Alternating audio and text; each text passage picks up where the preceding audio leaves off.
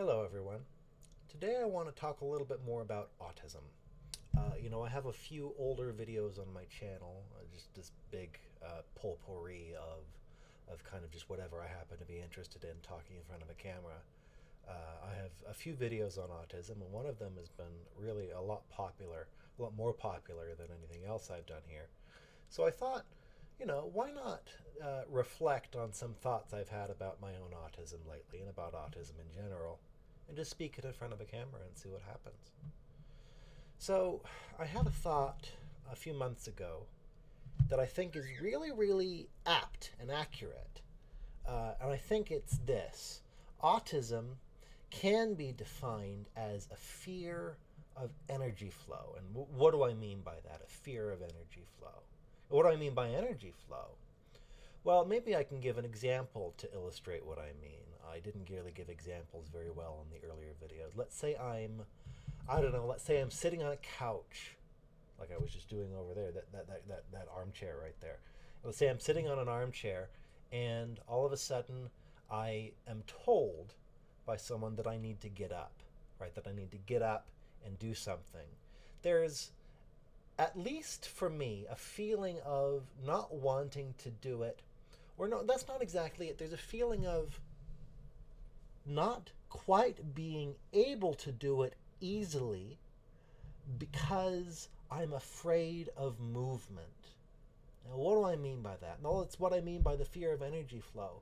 It's the feeling that if I were to leave my chair and I were to go into the other room, I wouldn't be quite the same person. That the person I will be is not the person I am. And that's, of course, exactly right. Who I will be is who I will be in the future. I will change between now and then. I'll move. I'll have thoughts. I'll have feelings. I'll be in new places. But I won't be the same, and the world won't be the same.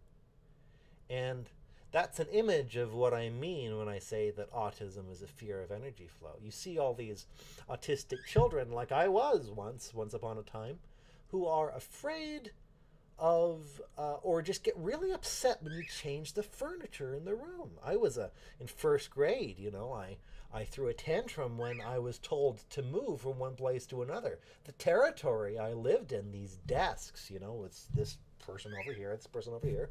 This was the pattern of reality. This was who I was. What I was, who I was where I was. There's to put it another way, autism is a lack of distinction between who and where. I am where I am, and if I am where I am, how can I ever leave it? How can you ever change it? You have to have things exactly the same, because otherwise you're dying, basically. That's the tragedy of just privately a lot of my existence, is that I have to feel like I'm dying every second, because there's, to me, a constant feeling like I'm not going to be the same person once I get to the other side of the room. Now, I don't know if you experience this if you're autistic. I suspect you do. And so energy flow, right? What's the feeling here of energy flow, right? Well, it's the feeling that when I have to get out of the chair and move to the other room, the feeling is I have to somehow leave myself to arrive at myself again. Well, why can't I just be myself as I move? Why can't I just be a moving self? Why can't I just be a self that moves his arms and be the movement of my arms? And it's because I'm not my arms, because I'm not my body. No, my body is puppeted by me. That's the feeling, anyway. There's a feeling that I have, and I think is really common to a lot of autistic people, that I'm the passenger in my own vehicle. There's nobody in the driver's seat. You may have had that dream before. I talked to someone on the spectrum who had that dream and says he thinks it's indicative of an autistic condition. We're in the passenger seat. We're piloting, we're backseat driving on our own bodies. We are, it's like we're avatars of ourselves, like in a video game, not in a religious, Buddhist, or Hindu sense, right? We're avatars of ourselves. We are I don't know, we are marionettes of ourselves. We're on manual control. We have turned off autopilot. We have a manual transmission. It's not an automatic transmission, to use another car metaphor, right? And so that automatic transmission, this that we don't have, this feeling like, oh, I am my body, and when my body moves, guess what? I'm moving too, because I am my body. We don't have that, right? And how I would love to have that. No, it's just, it would be so great to just feel like, oh, that thing I see in the mirror that I never feel like, that I'm always surprised to see. Oh, I wish that were me. I really do. But I'm not that.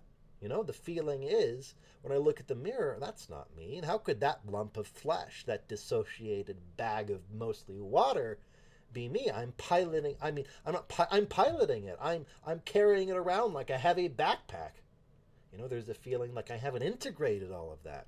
And so when I ever have to move, I have to, oh, go on, just move along with me. And then it's a trial. It's a real trial. You have to lug your body along with you. You haven't slipped into it. You haven't inhabited it. And you know, that's real difficult because, again, it leads to problems with change. The body lives in a world of change. It breathes in, it breathes out. It breathes in and it breathes out. And it's always changing. It's always moving, right?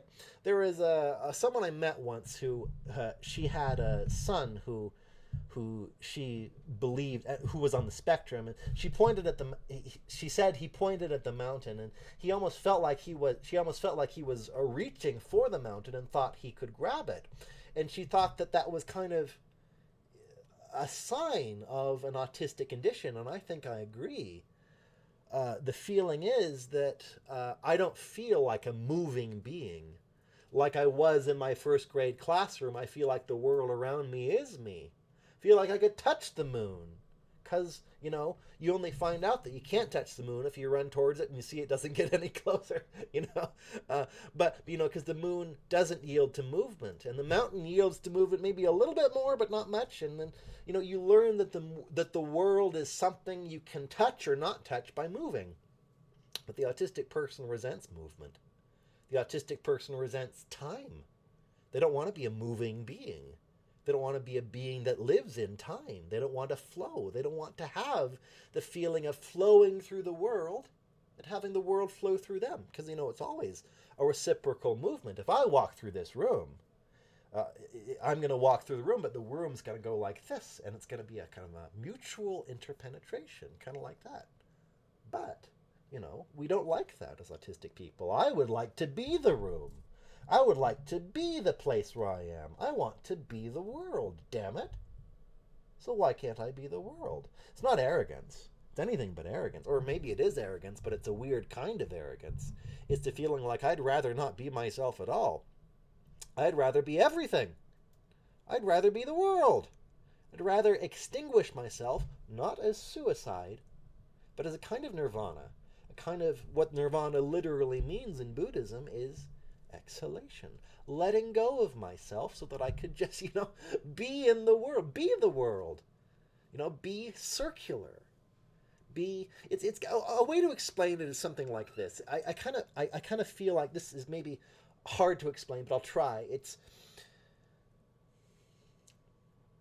so when I look, say there's a bird over there, you may be able to hear him at some points, you know, if I look at that bird over there, you know, it's like, is the image of the bird, right? Let's say the grayness of the bird and the whiteness of the bird, right? Is what I see of the bird in me or outside of me? Now that's a really tricky philosophical question, because can I ever get outside of me?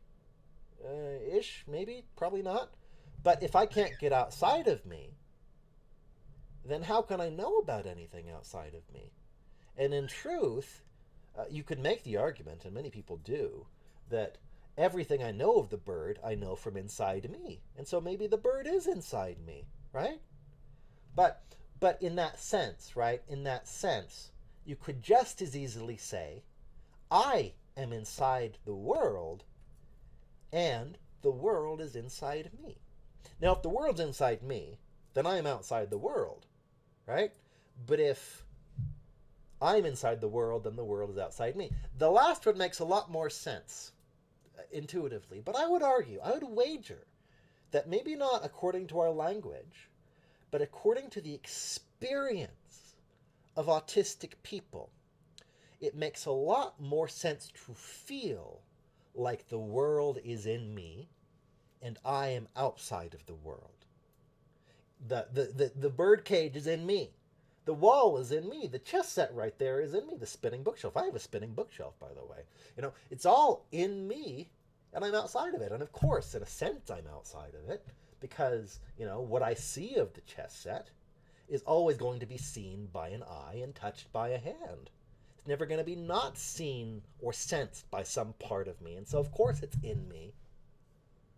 But it's tricky because movement makes that more complicated, like I said. If I think it's in me, I think, oh, I don't even have to move to access it. Well, you do. You can't touch it unless you get there. I can try as hard as I want, but the image of the thing isn't the thing unless I move to it. I think that's the problem with autism, because we feel like the world around me is in me. We feel it's unnatural that we have to move to reach it. We feel it's unnatural that I am a part of the world, that I'm a piece among pieces, to use a chess metaphor, right? I'm one of those pieces, instead of the whole thing. It's unnatural to me to feel like that, because then it's like, oh, I don't have my world legs yet, because the feeling is that as soon as I'm a part of the world, you can address me, the thing I see in the mirror that I don't feel like. Am I that? Well, if you look me in the eye, it's uncomfortable because, oh my gosh, you're addressing the me that I don't want to be. You're addressing the me with the meat sack. I don't want to be that. But, of course, that's what I am in many ways. And, it's really tricky. How do you deal with that? How do you overcome this mismatch between self and world? Because if you think the self is the world, there's got to be a mismatch, because they're not. The world and paradoxically, right? This is a paradox. The world and the self go together when they're not the same. If the piece is in the chess set, right? If the piece is just a piece, right? It can move along the chess set just fine. It can do what it's supposed to do. But if the piece thinks it's the chess set, well, it's not going to move at all. It's just going to think, I'm the chess set, and chess sets don't move, so I won't. That's autism. Autism is the feeling like you're the chess set, you're the room, you're the world, and the world doesn't move. The room doesn't move, so why should you? There's a great book. It's by Tito Rajarshi Mukhopadhyay, I think. How Can I Talk If My Lips Don't Move? Severely autistic boy who figures out a way to write. He says that the curtains are autistic because they don't answer they don't answer when you talk to them. He feels like the curtains. He feels like an inanimate object, because the inanimate object is what it is. It doesn't move, and we don't want to move. We're very good meditators in a way. Oh, that's my watch. Speaking of time, right? We're very good meditators in a way. There's the feeling that I don't have to move. I could just stay here forever. If only I didn't have to breathe. Wouldn't that be great? I could just sit still forever, And then again, there's the feeling like, oh, I want to pace in circles. That's what I do anyway. But it's always in circles, in a fixed pattern, in a cycle that always returns where it ends up. It's circular, and I've done a video about how autism is a circular phenomenon, and stims are circular. They tend to always be cycles, returning to the same situation you were in. Autism, I think, tends to treat time like space. I've heard of a few autistic people talking about how, oh, when am I going to be 3 again? Or an autistic person saying, when am I going to be as old? When are we going to be the same age? They say to your older sister. They don't understand how time works, because according to space, if the age they are is that spot over there and you're over here, you can of course go match up to them. But they don't grasp that time is not space, that you can't catch up to them because they're going to keep moving too, and I think the reason that's a problem is because space is everythingness. It's the feeling of the chess set, it's the feeling of being everything, but time is movement. You know, time only is, we're only aware of time because of movement, because things change, because things move, you know, and because of flow. But we're afraid of flow. We're afraid of time. We're afraid of being a thing that moves in time. It's terrifying. And so, a bit of optimism. Let's talk about optimism. Let's talk about optimism for a little bit. It's always good to talk about optimism, especially in 2020 when there's a lot of pessimism, and sadness. There are ways to train yourself to be aware of being a self in a world instead of just wanting to be a world. Try this at some point. Try picturing, you know, like I was doing with the bird, right? Try picturing the bird as not just inside you. Do that first, but then picture the bird as outside you. Picture you on the outside and the bird on the inside, and then flip it.